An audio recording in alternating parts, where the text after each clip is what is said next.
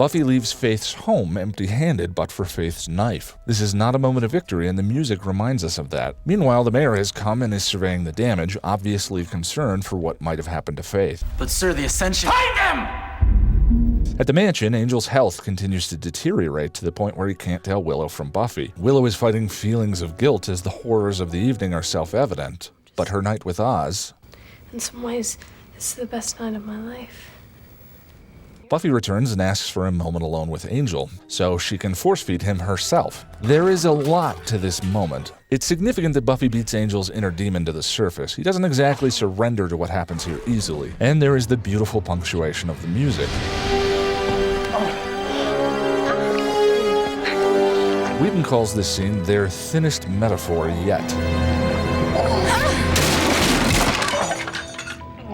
I love the symmetry here of Angel and Buffy's first night together, the warm afterglow of which led to Angel's demise, and this moment which very nearly leads to Buffy's. Angel carries Buffy to the hospital, which begins a very Whedonific oneer, one long continuous shot. Upon discovering Faith's condition, the mayor loses control and attempts to suffocate Buffy. Angel keeps the mayor at bay, but crumbles beneath the withering gaze of the Scoobies as he explains he fed off of Buffy. Well, it's just good to know that when the chips are down and things look grim, you'll feed off the girl who loves you to save your own ass. Personally, I think Xander is mostly in the wrong here, as... And yet, unusually, I kinda love it. I love the drama of it and the setup here for Angel's departure. Buffy's shared dream with Faith is the actual completion of her dealing with this shadow self. Faith tells Buffy to take whatever she needs, which is the value of Jung's process. We don't destroy our dark sides. We acknowledge them, absorb them, ascend and become more than we are. Faith gives Buffy the final piece to defeat the mayor, his humanity. They touch and Buffy wakes, thanking Faith for the peace.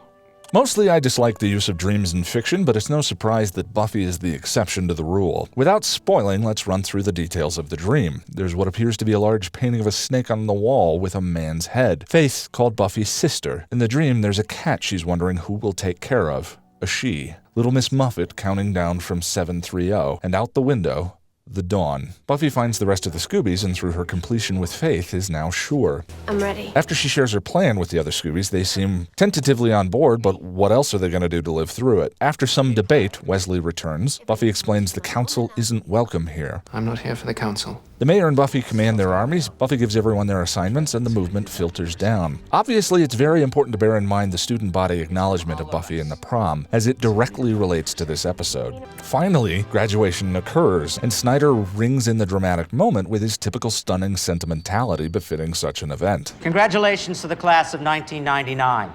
You all proved more or less adequate. Snyder introduces the mayor, who has been working on this particular graduation speech for 100 years, and he dives right in. My God. You know what, kids? He's gonna do the entire speech. However, mid-speech, the Ascension arrives just a smidge too early. The mayor becomes a giant demon snake, and his army of vampires flanks the students to try and provide him maximum feeding trough. Buffy and the students stare up at the demon hopelessly, and then... Now!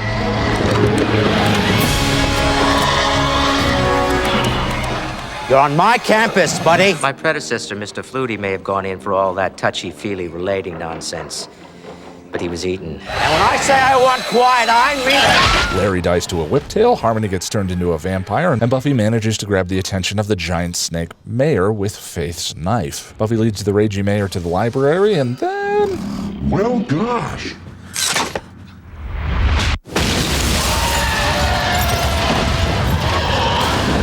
The Scoobies count themselves lucky. There's a certain dramatic irony attached to all this. Synchronicity that borders on predestination, one might say. It wasn't that bad. You burned down the gym. And Angel and Buffy, who have already had their goodbye dance, part ways. Beck can't help but make us feel moved by it, that jerk. Even though I Will Remember You is only like 8 episodes away. So, let's consider the Ascension from a metaphorical standpoint. There are more than a few layers here. The mayor intends to become a giant snake and consume the children. And what is to keep them caged and compliant are the mayor's vampire minions. In order to break that into component parts, you first have to understand that the mayor represents institutionalized control, not totally unlike the same systems of cultural control the Watchers Council represents that both Buffy and Giles freed themselves from in Helpless. And as evidenced by the mayor turning into a giant snake to consume the students. You wanna get it back from me? Dick. male-dominated. So then the ascension is a sort of cultural indoctrination, and the children are to be consumed by those tedious, mindless, homogenized institutions into adulthood. Call the ascension, then, the metaphorical shedding of individuality in the name of cultural homogeny by a giant demon penis. Most of this is reflected in Faith and the mayor's relationship. Society seduces us through our dark desires, our anxieties and our compulsions, but in return demands our obedience. You know, I'm beginning to think that somebody's getting a little spoiled. Maybe I should take this back. Sorry. You be careful. Put somebody's eye out with that thing. Till I tell you to. If you failed me in that way, well, you know, replacing Mr. Trick was chore enough. Oh, hey, shoes. The mayor also expressed the ascension in plain terms when he met Mr. Trick in Homecoming. Children are the heart of a community. They need to be looked after, controlled.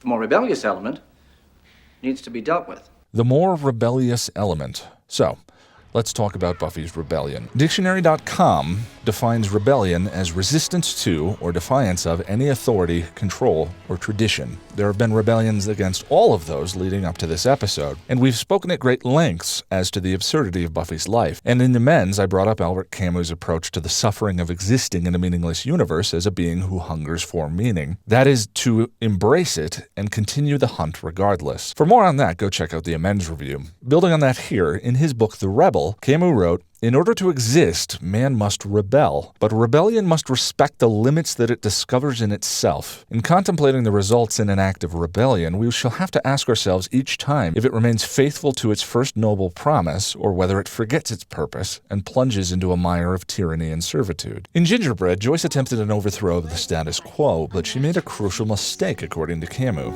This isn't our town anymore. It belongs to the monsters and the witches and the slayers. I think the missed point here is that slayers and monsters are a part of Joyce's world. As the blue sky or the unending metronomic crash of the ocean, Joyce has not accepted the absurdity of the universe, and from her actions come moo and new forms of tyranny and control. Continuing from Camus' The Rebel, in absurdist experience, suffering is individual. But from the moment that a movement of rebellion begins, suffering is seen as a collective experience, as the experience of everyone. Therefore, the first step towards a mind overwhelmed by the absurdity of things is to realize that this feeling, this strangeness, is shared by all men, and the entire human race suffers from a division between itself and the rest of the world. In Amends and Gingerbread, Buffy accepted her plight to struggle in a battle that can never fully be won. I do know it's important to keep fighting. I learned that from you. But we never Win. Not completely. Never will. That's not why we fight. We do it because there's things worth fighting for. And in earshot, she came to grasp that that was the plight of every individual in Sunnydale. The student body acknowledgement of her is really what began the rebellion, as the suffering of every student at Sunnydale was acknowledged as their collective experience. We don't talk about it much, but it's no secret that Sunnydale High isn't really like other high schools. A lot of weird stuff happens here. Zombies! Hyena people!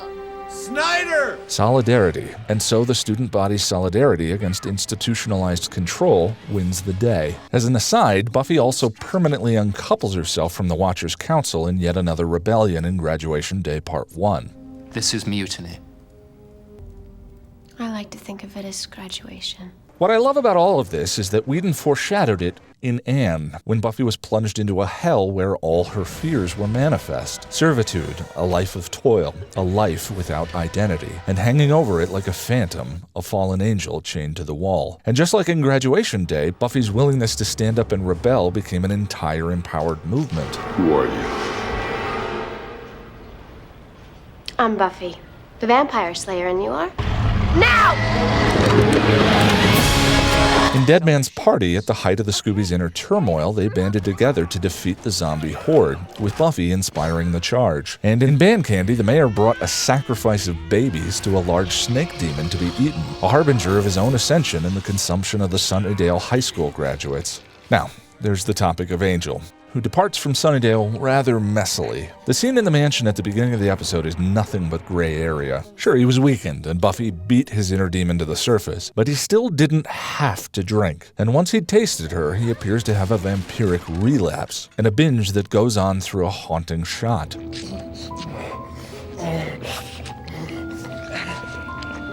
just a little longer than it should have. As was brought up in amends, Angel's self-control is always in doubt, to say nothing about drinking the blood of a slayer, which has been shown in other seasons to have profound effects on vampires. Oh, God. The power. With these questions hanging over his head, Angel leaves Sunnydale for his own show. Another significant theme throughout this season has been the love of the unredeemed and the soulless. Spike and Drusilla, Pete and Debbie, and now the Mayor and Faith. It would be easy to use their roles as mustachio-twisting bad guys to invalidate their affections for each other as manifestations of dependency or their own broken pathology. Easier on a simpler show, maybe. But on Buffy, nothing is simple. And who's to say that the love between our good guys is devoid of compromise? Mostly, the Mayor is sort of impenetrable. We don't know exactly why he does the things he does, and it's unclear why exactly he developed such a deep affection for Faith. It might have been possible that the Mayor was manipulating her, giving her the illusion of what she wanted in order to gain her as an ally. But in the hospital, in the episode's beginning, he is obviously distraught over her injuries, raging. In fact, Buffy's entire plan to destroy him hinges on his love for Faith. I think then Whedon has clearly stated in this episode that the bad guys can love, if not wisely. And even so, it isn't really necessary to reduce it to such a level. It's a simple joy to watch two people care for each other, even if they're the only two people they both care for. So you'll still need me in there? Always. Season 3 is without a doubt one of the strongest in the series, but in working on it for the guide, I think it suffers a little bit from having an abundance of riches. There is too much good crowding the screen for space. I wanted more. From the very beginning, I wanted to see and feel more of Buffy's journey back into the light. I wanted more of the braggalicious Dark Slayer and more Spike, and to know more about the Watchers Council and the Slayer mythology outside of Sunnydale. And more tone-deaf Anya affections, please. Oh well, we take what we can get. Mostly I wanted more of Harry Groner's sinfully charming Mayor Wilkins, and his relationship with Faith that is both infested and honest, just like his graduation speech. In an interview, Whedon said the Mayor's speech was a chance to use the big bad in order to say something that he actually meant about what the show has been about. A journey. Meaningful not simply for its completion, but for the things that happened along the road.